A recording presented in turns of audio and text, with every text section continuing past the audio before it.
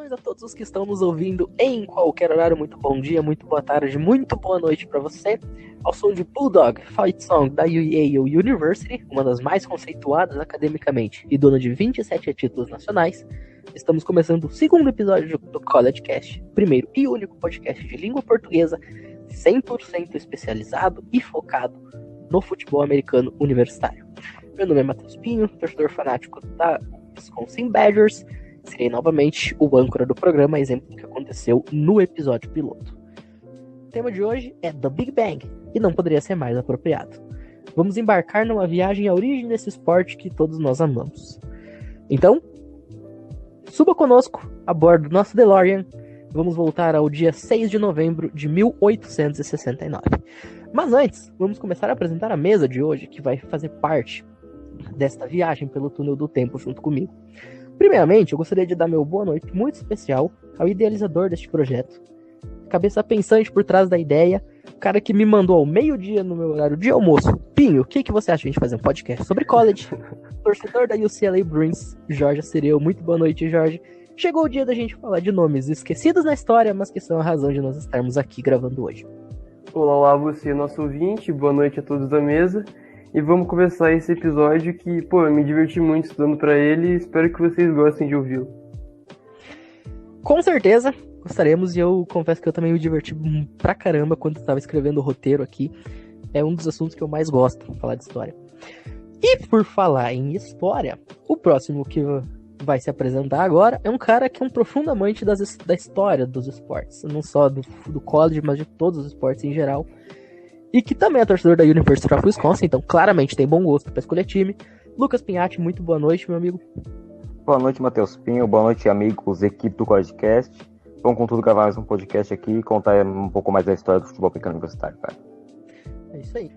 E já que hoje nós estamos dando enfoque nos vovôs do esporte, as duas próximas pessoas a serem apresentadas são os torcedores das equipes que estiveram em campo no último embate de um jogo conhecido carinhosamente como The Granddaddy of the Mall, o avô de todos.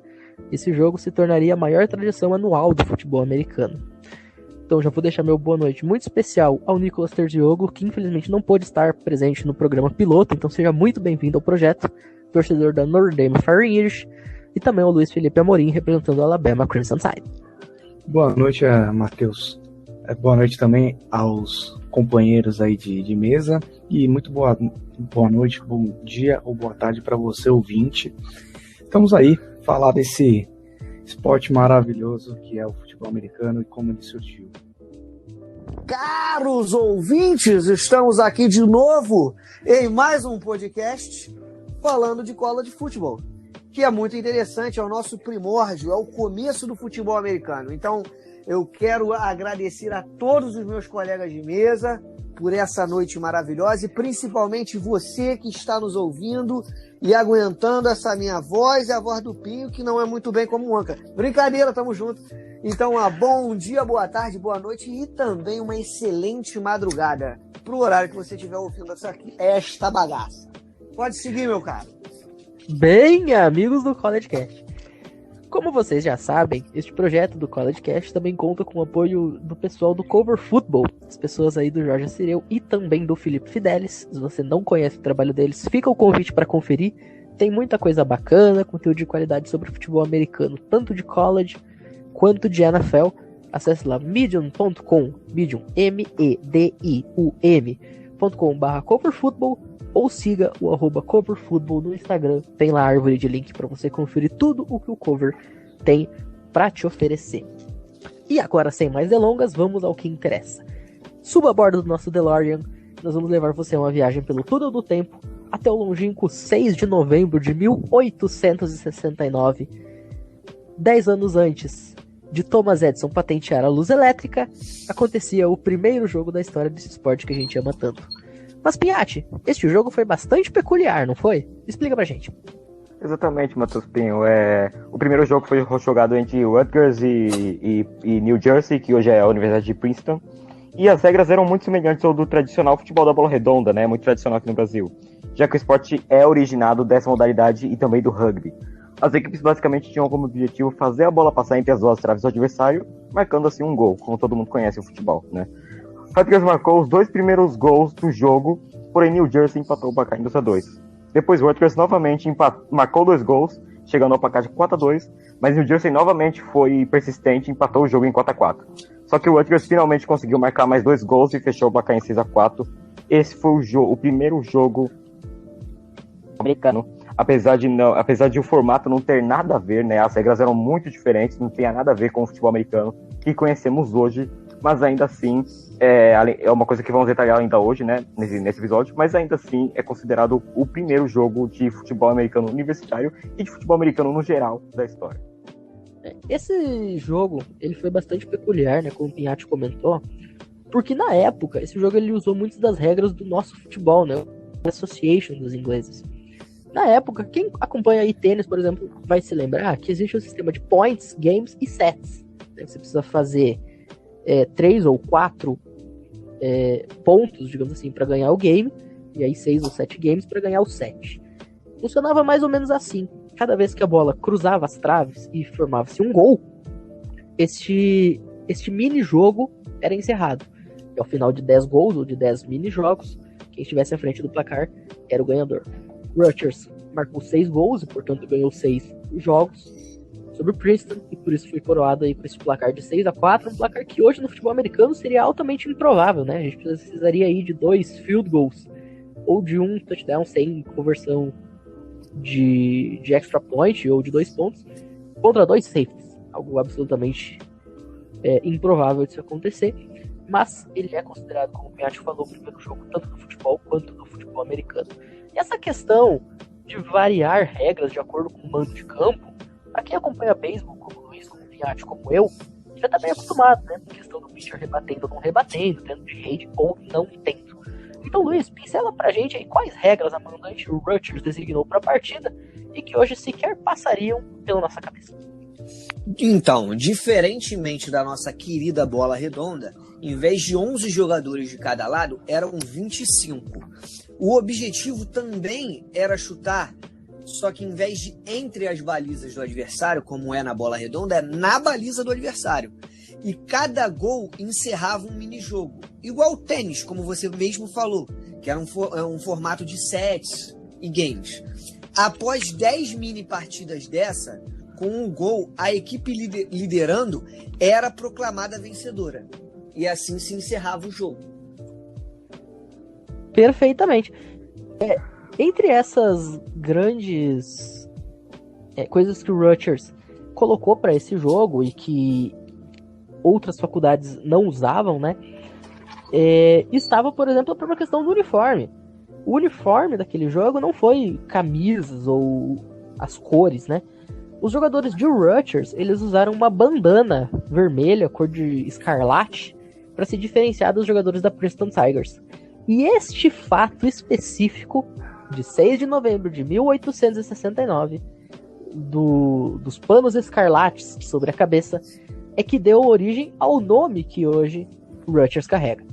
Rutgers Scarlet Knights, ou os Guerreiros Escarlate de Rutgers. Mas, de fato, algo bastante peculiar, bastante esquisito, né? Vocês vão de concordar comigo. E, Jorge, exatamente por conta destes pontos, alguns afirmam que esse jogo de 1869 não foi o primeiro do college football, de tanta bizarrice que teve. Conta pra gente qual outro jogo é levantado por muita gente como sendo o verdadeiro pontapé da modalidade. Exato, Matheus. Esse jogo dos Rutgers contra Princeton foi tão diferente do que o esporte é hoje que muitos nem o consideram como uma partida de futebol americano de verdade. Já Tufts e Harvard, que aconteceu 6 anos depois, já tem algumas similaridades com o que jogamos e assistimos hoje. Mas assim, esse jogo também não foi o suprassumo do entretenimento, né? Primeiro que, por décadas, ninguém de fora da Universidade de Tufts, que disputa a D3 hoje, na conferência mais disputada da Divisão 3, a NESCAC, no português correto, aí se você quiser procurar no Google, é NESCAC. Aí voltando para Tufts, ninguém de fora do campus sabia ou se importava com esse jogo até 1986, quando o jornal Boston Globe, que é o maior jornal em circulação na cidade de Boston, divulgou uma matéria onde o ex-diretor atlético da universidade, teria dito e apresentado provas que mostrassem que esse jogo realmente tinha acontecido. E, cara, tipo assim, esse jogo aconteceu de uma forma muito bizarra. Não foi um jogo marcado, de fato, pelo que as fontes indicam. Foi algo muito mais bizarro do que pelo menos o pré-jogo foi algo muito bizarro.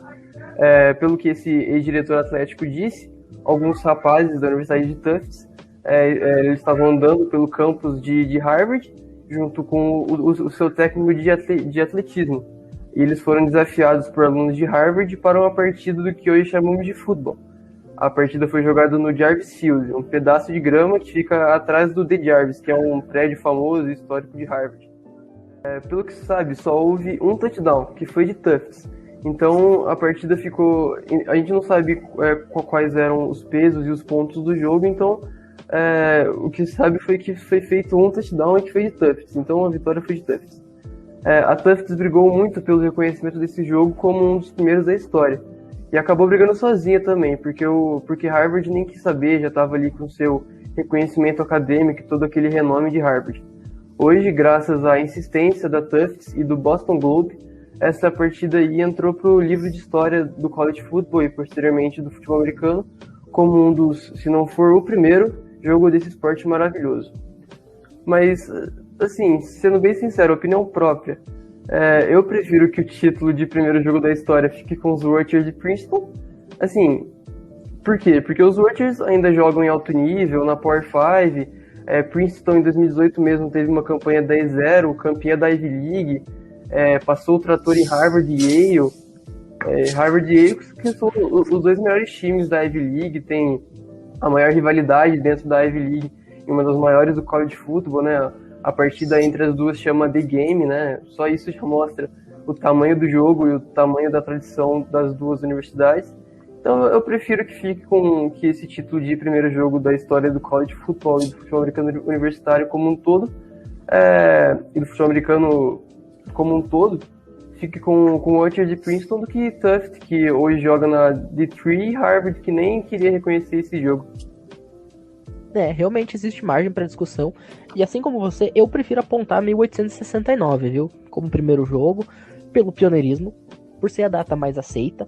E porque todas as fontes que se você pesquisar, seja em português, seja em inglês, qual foi o primeiro jogo do futebol americano, como surgiu o futebol americano, qualquer fonte sempre vai apontar 1869, Rutgers 6, Princeton 4. E você comentou muito bem a questão dos pesos, né? Princeton, por exemplo, tem 28 títulos nacionais, Yale 27, a Ivy League é o esteio do que veio a se tornar o college football. Tufts não é parte disso de forma nenhuma. Agora, já que a gente está falando de margem para discussão, hein, Nicolas? Em 1905, Theodore Roosevelt foi o pivô de uma discussão muito interessante que quase levou ao banimento do esporte. Conta pra gente como que isso aconteceu e o que foi feito para evitar que o esporte fosse banido por lei dos Estados Unidos. E isso, inclusive, mudou literalmente para sempre o que seria o esporte americano. Cara, isso foi um período muito louco, né? Do mundo inteiro, a gente olhando no aspecto. Mas para entender o que levou o Theodore Roosevelt a quase banir o futebol americano, é que o filho dele, ele era atleta universitário e se machucou, né, gravemente. Ele teve uma concussão muito grave, a ponto de quase perder a própria vida. Então isso já levantou um grande alerta ali para esse esporte, que era a sensação do momento, né? A gente ia observando o período que os Estados Unidos... o período do pós-guerra, né? Então, onde a violência era algo muito comum e muito disseminada, as pessoas estavam levando isso para o esporte de uma maneira errada, né? Eles não queriam basicamente competir, eles queriam brigar dentro de campo, né? Inclusive, essa questão da guerra, ela contribuiu para a popularidade do esporte, porque de certa forma o jogo, com o passar do tempo, ele começou a se transformar em algo de guerrilha, né? As trincheiras, a gente usa trincheiras até hoje para se referir à linha ofensiva e linha defensiva, o quarterback armando as jogadas como se fosse um general armando suas tropas. Então existe ainda muito desse elemento bélico a própria Blitz, que veio diretamente do Blitzkrieg, da estratégia alemã. O Scramble também é uma nomenclatura que vem dos mensageiros de guerra, né? Isso, exatamente. E até mesmo o Fight Song, né? O canto de guerra. Exatamente. War Song, como é chamado. Sim, também. E aí, né, entram alguns nomes muito importantes aí que, se você está se introduzindo agora no futebol americano, logo você vai conhecer algum prêmio com o nome Walter Camp, John Heisman, Amos Alonso e Pop Warner, né, que foi um grande comitê ali, as cabeças pensantes que jogaram futebol americano universitário, importante dizer, e logo após a aposentadoria dos campos, né, eles continuaram no esporte como treinadores, então eles estavam fazendo. E dessa forma foi criado, né, mentalizado por Walter Camp, o que a gente conhece como NCAA, né, instituição sem fins lucrativos, né, mais rica do mundo aí, talvez eu diria. Provavelmente.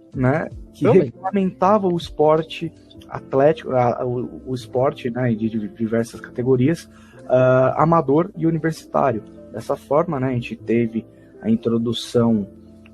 O futebol americano antigamente ele parecia muito rugby. A gente tinha algumas formações de mall, né, aquela montoeira, parecia um formigueiro dos jogadores se empurrando. O próprio Scrum. Exato, né, para conquistar algumas jardas. E a partir desse comitê para regulamentar o esporte de uma maneira que ele ficasse mais seguro para se praticar, apitou o conceito da linha de scrimmage, que é o que a gente tem até hoje, onde a jogada termina é onde a próxima vai começar, né, o sistema de downs e descidas, e também, né, a regulamentação, claro, trazendo da linha de scrimmage, que necessita de 7 jogadores posicionados ali para ser uma formação legal, evitando assim, né, o que a gente via antigamente como, né, as malls, as formações semelhantes a rugby, trazendo, né, claro, inovações como o snapback, né, passando a bola por baixo das pernas do center, que é o primeiro grande fundamento do futebol americano. Sem o snap, nenhuma jogada começa. Hoje em dia, essa é a grande verdade. A gente trouxe não ter naquele lance da NFL, não lembro qual jogo foi, mas que o juiz ele teve que ir pro microfone e dizer que foi falta de false start de todo mundo, menos o center. Todo mundo mexeu, menos o center fez o snap. Mas aí já não é uma jogada de procedência legal, né? Esse é o único lance da história em que, depois de já ter sido criado o snap, não foi o snap que começou o lance. Exatamente. É histórico. E algumas posições, né, como quarterback, os halfbacks, né, que hoje a gente conhece também como running back, e também o fullback, né? E também o Walter Camp ele trouxe uma resposta defensiva, né, que é o safety, né, o jogador que se posiciona ao fundo do campo e o último recurso de defesa de uma equipe dentro de campo. Você comentou aí sobre a questão do snap. Isso foi a primeira grande tipificação, a gente pode usar essa palavra. Foi a primeira coisa que passou a diferenciar, de fato, o que é o futebol americano do que era o rugby.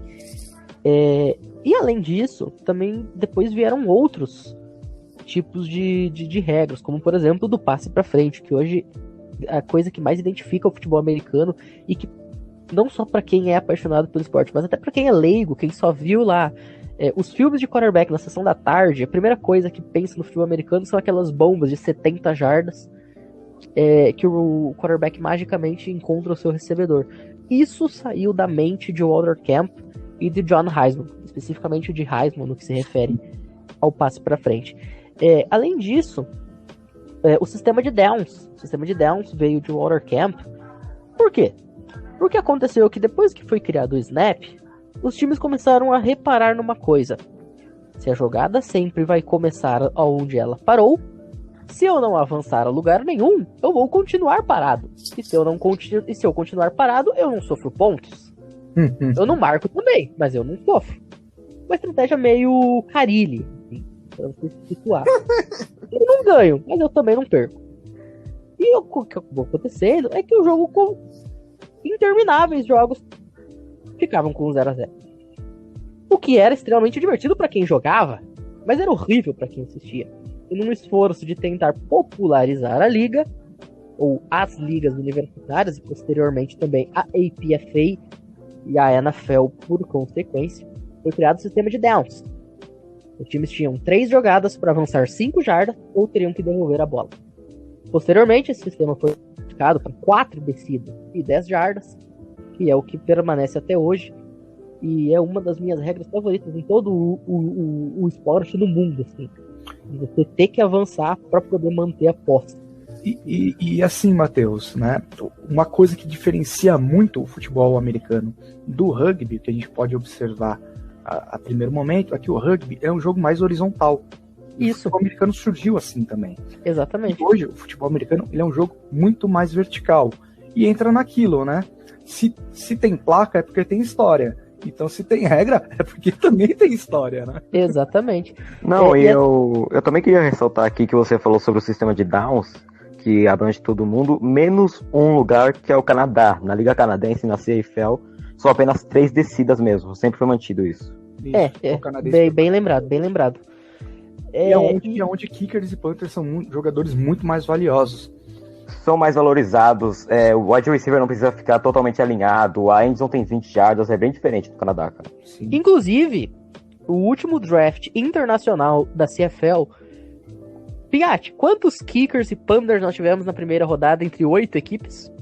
Foi 4 ou 6, né, cara? E foi Foram tudo 4. australiano. E Foram todos...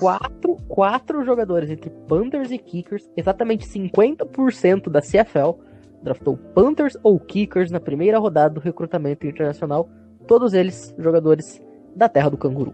Aproveitando, falando de CFL, eu queria mandar um abraço aí pro Amilcar Neto, o famoso Ozil aqui do FABR, kicker hoje do Spartans Football, que participou do combine aí de recrutamento para CFL e estão estudando a oportunidade aí para ele, ver se ele vai pro Canadá ou não. Um grande abraço aí, Ozil. Muito bacana, receba aí os cumprimentos da equipe College Cash, e a gente sempre torce, eu e o Pim, desde que eu conheço ele, a gente sempre tem torcido e tem acompanhado muito os jogadores que saem do Brasil para tentar fazer a carreira lá fora, tanto no que se refere à NFL, como o Cairo Santos, como o Durval Neto, mas também os jogadores das outras ligas. É sempre muito bacana ver jogadores brasileiros ganhando o mundo. E por falar em ganhar o mundo, o único jeito de o esporte começar a ganhar o mundo seria se ele começasse a se popularizar. E para ele se popularizar, houve essas questões aí de regras, né? Só que hoje o esporte já está plenamente popular nos Estados Unidos. Como eu falei no episódio anterior, na introdução, é o segundo em rating de audiência. Mas apesar de todo este sucesso comercial, inclusive, até hoje os jogadores eles ainda são obrigados a estarem amadores. Ou pelo menos até ontem. Por que, Luiz Felipe? O que aconteceu ontem na Suprema Corte dos Estados Unidos?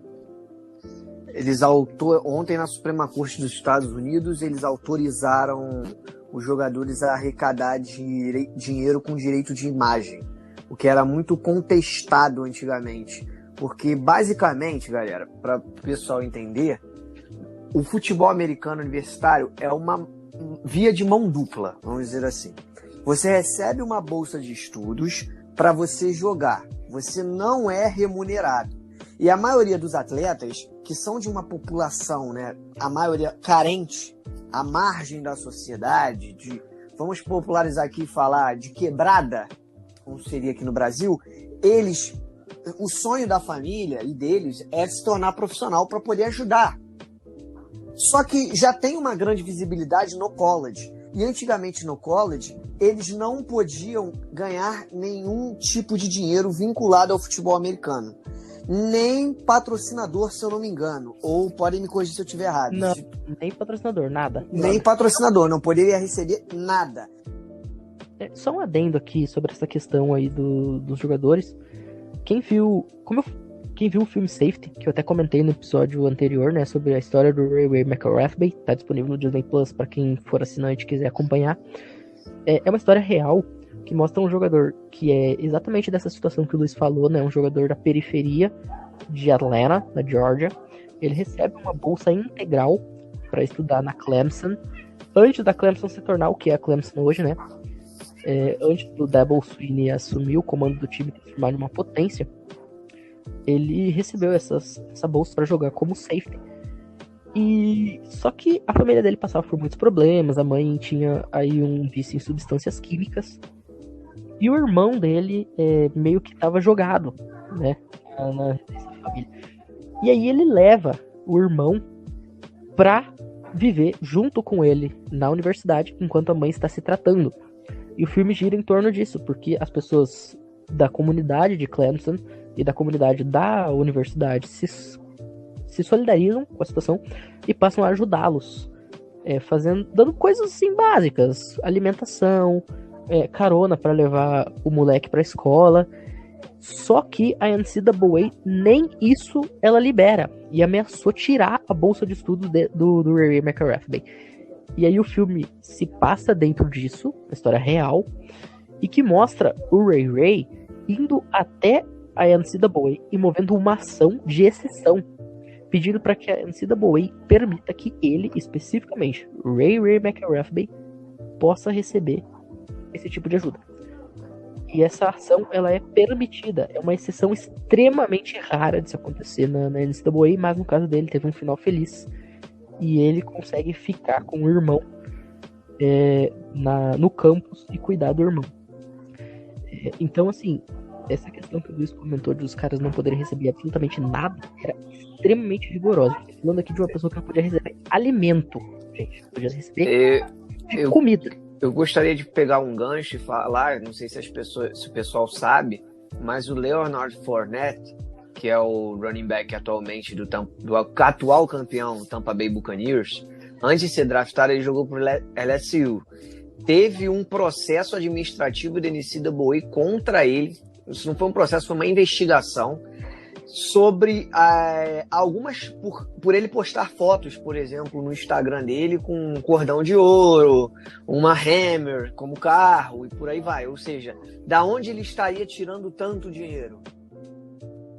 Então ele foi investigado no último ano dele, se eu não me engano, salvo engano, do college, sobre isso, antes de começar a temporada, que ele estava sobre essa polêmica, porque ele sempre foi um jogador a favor do direito de imagem, do jogador ser remunerado para isso, nem direito de imagem, o jogador receber salário. Só que a justificativa da liga é básica.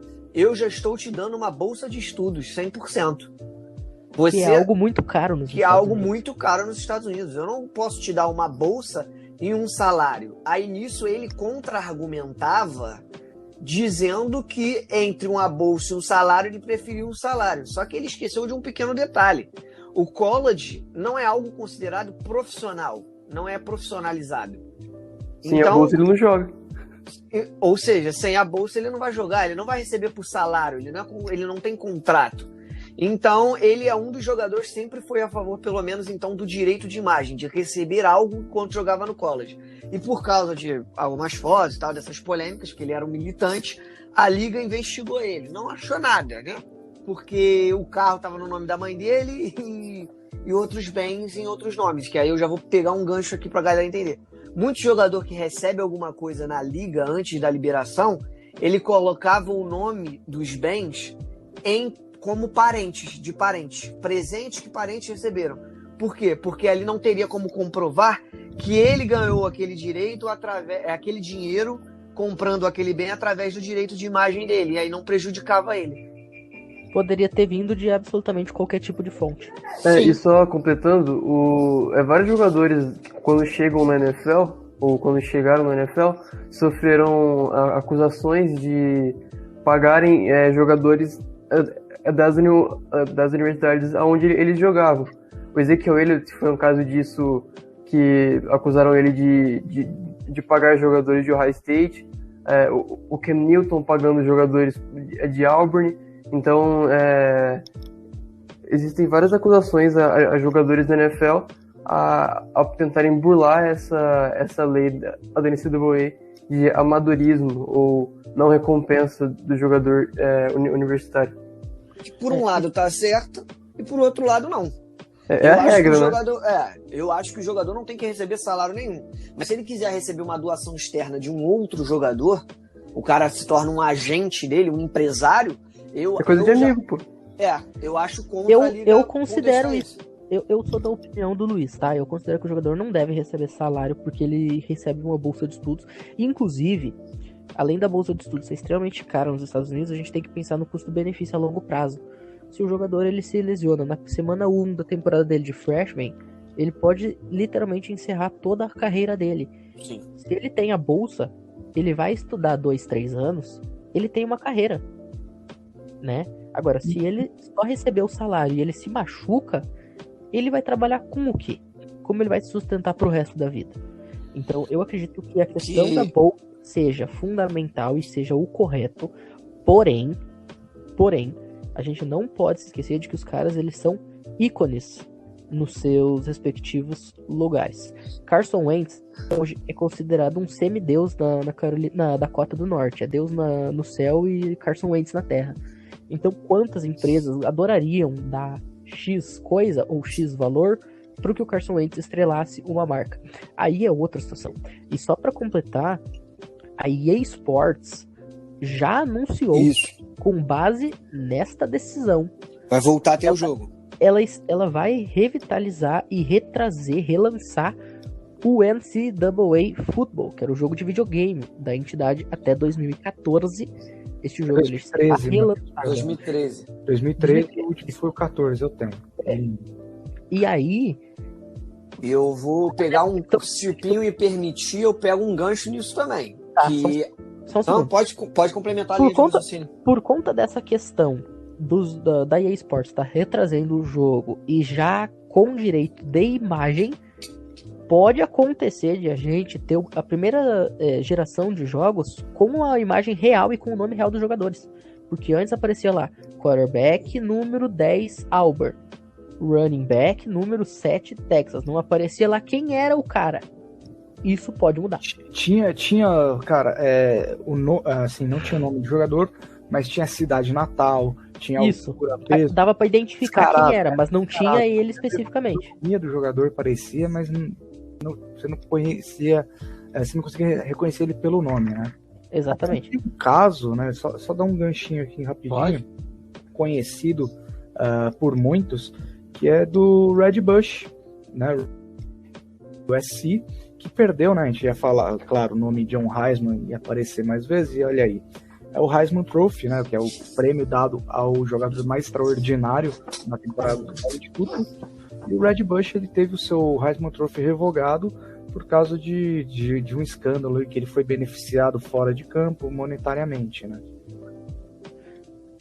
Luiz, para completar então? Vou completar. Antes da EA ter essa postura de ser algo similar, que ela também faz, inclusive, no jogo da versão da bola redonda, que é o FIFA, com alguns clubes, ela antigamente não conseguia todos, mas a maioria dos jogadores até eram do jogo, eram da vida real, tinham nomes e tal. Só que aí que começou um desses problemas a pipocarem. Os jogadores começaram a ficar um pouco revoltados, que agora eu vou expressar minha opinião porque o podcast me permite, que eu concordo, que é o seguinte: eles tinham a imagem exposta sem ganhar absolutamente nada. Tudo ia direto pro bolso da EA, com um vínculo com a NCAA. Só que a NCAA ela não é não governamental, né? Se eu não me engano. Sem fins lucrativos. Sem fins lucrativos, obrigado. Ela não tem fim lucrativo, ou seja, então o dinheiro em si ia para EA Sports. E os jogadores tinham seus nomes vinculados e tal, só que sem receber nada. A EA fala que era para ajudar em contramão, né, contraponto, a popularizar, deixar mais famosos os jogadores. Mas isso não é muita coisa, porque ele ficava mais famoso, mas consequentemente ele não ganharia nenhuma propaganda para fazer, não ia fazer nada. Quem ia jogar o jogo do college é quem já conhece college, né? A pessoa que quiser jogar um jogo de futebol americano sempre vai pensar no isso aí. Apenas nós, né, meros mortais aqui, que não Exatamente. estamos nos Estados Unidos, que foi o meu caso. Meu primeiro contato, assim, O com meu o também. college foi, né, através do NCAA. Foi, acho que 2005 que eu tenho feito Isso aí, o meu também. Brabo, 2005. brabo. É o melhor. Clássico. Clássico. E eu chamei Eu só pra nasci em deixar. 2005. Só pra deixar aí o gancho pra gente fechar, né? Eu chamei o Luiz pra falar deste assunto, porque o Luiz, pra quem não sabe, ele é advogado, né? Então essa questão jurídica aí é bem a praia dele. Eu só gostaria de falar um pouco mais sobre isso, rapidinho. Só pra... Pode falar. Vai lá, Pode? vai. Uhum. Então, sobre os contratos e o quão grande os jogadores de college vão receber esses contratos. Por exemplo, se a gente pegar, quem é a maior estrela do college hoje? Spencer Rattler? Pra mim é. Estrela, O mais sim. midiático, pelo menos. Sim, com certeza. Ele... Quem? O menino Netflix. Menino Netflix? É ele mesmo, Heitor Spencer. Ele é o mais midiático hoje, né? Sim. Ele é o maior nesse quesito, pelo menos.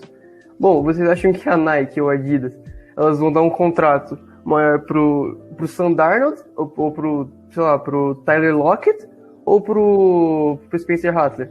Ou seja, Spencer. exato, nós veremos jogadores de college, jogadores universitários, com contratos de imagem, ou com contratos com essas empresas, maiores do que jogadores da NFL. Eu acho que isso vai ser uma coisa completamente diferente e maluca. A gente vê ali, imagina, De certa o forma- Spencer Rattler só recebendo abaixo de, sei lá, Dos quarterbacks de elite da do quarterback de NFL. elite, exato. Sim. O que, na minha opinião, chega a ser quase absurdo, tá? Diga-se de passagem. Mas, Mas é uma parte contratual, Pinho. É igual ele acabou de falar aqui. Claro. É muito mais interessante o patrocinar o Spencer do que o patrocinar um Sam Darnold. O cara é Sim, banco, sim, claro. vou botar Mas assim, o meu- um mas- jogador banco. mas aí o ponto, por exemplo, se esse Spencer Rattler se torna o novo Ryan Leaf,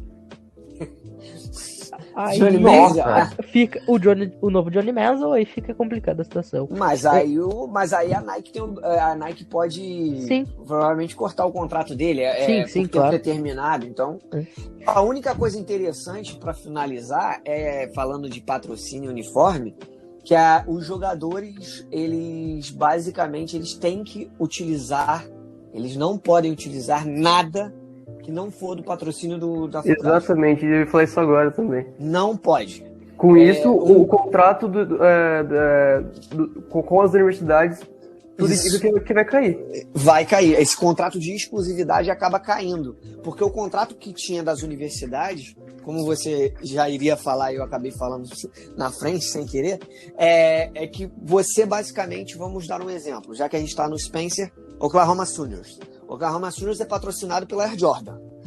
Então, todo mundo ali só pode usar itens esportivos da Air Jordan. Desde a mochila até a meia. Você não pode usar nada da Puma, nada da Adidas. A Nike, como é uma co-irmã, porque a Jordan, ela nasceu da Nike e se desmembrou, muita gente é ainda associada, você pode usar. Mas outras marcas não. A gente vê um grande exemplo, só para fechar a linha de raciocínio aqui, para também quem curte futebol americano em geral e acompanhou, a gente já mencionou no podcast passado, o The Last Chance U tem um episódio, eu não lembro agora qual episódio e qual temporada, aí a pessoa tem que assistir, e nem qual jogador, que a coordenadora, uma das coordenadoras, ou professora, vira para ele e pergunta por que ele tá sem mochila ou sem algum material. Ele falou, eu tô sem esse material porque o time não tá com condições de me dar e eu só posso usar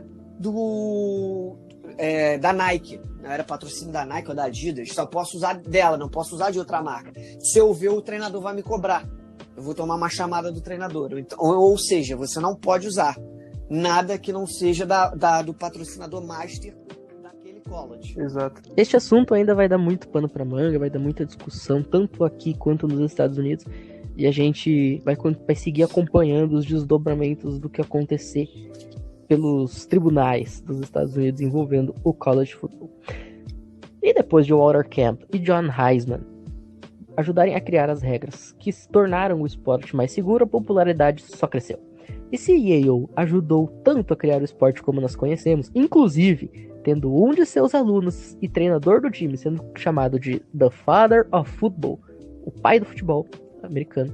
O seu estádio também tem uma contribuição enorme. O Yale Bowl foi a inspiração para a construção do mais icônico estádio americano, o Rose Bowl, em Pasadena, na Califórnia, que desde 1904 do jogo mais aguardado do college football, o Granddaddy of them all, o Rose Bowl Game.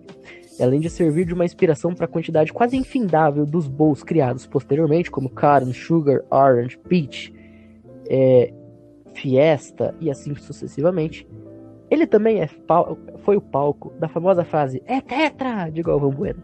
Mas tudo isso é assunto para o próximo programa, onde nós abordaremos a profusão de tigelas de um canto ao outro da Grande América no século XX. E você vai entender por que o Walter Camp e John Heisman têm seus nomes falados até hoje. Um deles nomeia o sonho de consumo de praticamente todo o país estadunidense, o John Heisman Trophy, o troféu dado ao jogador mais extraordinário da temporada do college football. Mas antes de encerrar, deixa eu me despedir da mesa e agradecer aqui a colaboração de todos que estiveram no programa de hoje. Primeiramente, muito obrigado, Jorge, por mais essa participação, e seguimos com tudo aí na semana que vem, mergulhando na história do futebol americano. É isso aí, Matheus, é isso aí o pessoal todo da turma, e obrigado você, nosso ouvinte, por nos aturar até agora. E, bom, a gente falou um pouco sobre os Watchers aqui, e eu vou aproveitar para fazer uma breve propaganda do meu texto. Eu escrevi recentemente um texto lá na Cover Football sobre a talentosa classe de recrutamento para 2022 que os Watchers fizeram e recrutaram. Então, se você ficou curioso, vai lá ler, porque eu acho que ficou um texto muito bom. É isso aí, até semana que vem. Tá feito, Merchan. Luiz, também muito obrigado pela participação no geral e também pela visão jurídica aí com relação a essa questão dos direitos de mais dos jogadores. Eu que agradeço mais uma vez ser colega seu nesse grande projeto, pessoal aguentar a gente falando aqui, principalmente uma parada mais jurídica, mas ao mesmo tempo bem interessante. Gostei bastante desse debate, eu acho que a gente realmente tem que ter um programa exclusivo. E já que o nosso cara amigo aqui, Jorge, fez o jabá, eu vou fazer um outro jabá aqui. Como o nosso querido Matheus Pinho já tinha mencionado lá em cima, no começo, quando a gente estava falando de história, tem um outro esporte bastante popular e o mais antigo nos Estados Unidos, que é a beisebola. E eu, como um grande admirador e torcedor do San Francisco Giants, faço parte, membro efetivo da mesa do podcast Gigantes da Bola. Gigantes do Beisebol, desculpa, me perdão, gente. Eu errando o nome do meu podcast. Gigantes do Beisebol, que está disponível para vocês em todas as plataformas. Spotify, Apple, tudo. E também no site Fumble na Net. E os Gigantes da Beisebola, que por sinal eu terei o prazer de estar participando no finalzinho de agosto, quando o meu Milwaukee Brewers irá enfrentar o San Francisco Giants. Será muito bem recebido por nós. Serei muito bem recebido, mas o meu time nem tanto, né? Porque claramente o meu time vai tomar um couro, porque é assim que o Brewers funciona. Muito obrigado também, Pinhatti. Muito obrigado, Matheus Pinho, Jorge, Nicolas e Luiz Felipe, equipe aí do podcast. Adorei esse debate, adorei toda essa conversa, a gente voltar na história e debater sobre assuntos polêmicos aí do college football, e que continuemos sempre assim, crescendo mais e conversando muito melhor, cara. É isso. O Pinhatti, que deixa eu dar aqui, já que tá todo mundo fazendo merchan, o Pinhatti é a pessoa responsável por fazer este programa chegar ao seu ouvido, né? Ele que faz todo o processo de edição e postagem dos nossos episódios, então nosso muito obrigado especial para ele por essa questão técnica. Suas palavras aquecem meu coração, cara. Sempre. Nicolas, muito obrigado também e bem-vindo ao projeto na sua estreia. Muito obrigado, eu agradeço o convite de fazer parte desse projeto maravilhoso e tão necessário. Eu queria fazer um jabá também. Vai lá no Spotify, Deezer e outros meios aí. Ouça o CollegeCast, cara. Fazer o jabá do CollegeCast, porque é isso, cara. O CollegeCast é maravilhoso, é necessário e eu amo estar aqui. É isso. E divulga pra todo mundo. Põe até pro cachorro ouvir, pro papagaio. E é isso. E por falar em pessoas que estreiam, a partir deste terceiro episódio nós traremos um convidado especial sempre que possível. Meu convidado especial da semana que vem é um cara que é meu braço direito aí de vários projetos já por muitos anos, e uma pessoa que o Pinhatti apelidou carinhosamente de Brubo Packer. Aguardem. E muito obrigado a você, obviamente, que nos ouviu até agora. E se no episódio 1 nós tivemos Princeton e Rutgers, as duas primeiras faculdades a atuarem pelo college football como nossas trilhas sonoras, hoje Yale abriu o programa. Nada mais justo do que termos o maior orgulho de Boston para encerrar. Por isso, fique com 10,000 Men of Harvard, Fight Song, Harvard University. Essa que até hoje questiona, de certa forma, ainda que com pouco barulho, ter sido a primeira, será o nosso encerramento de hoje. A todos, muito obrigado. 10,000 Men of Harvard, Fight Song, Harvard University.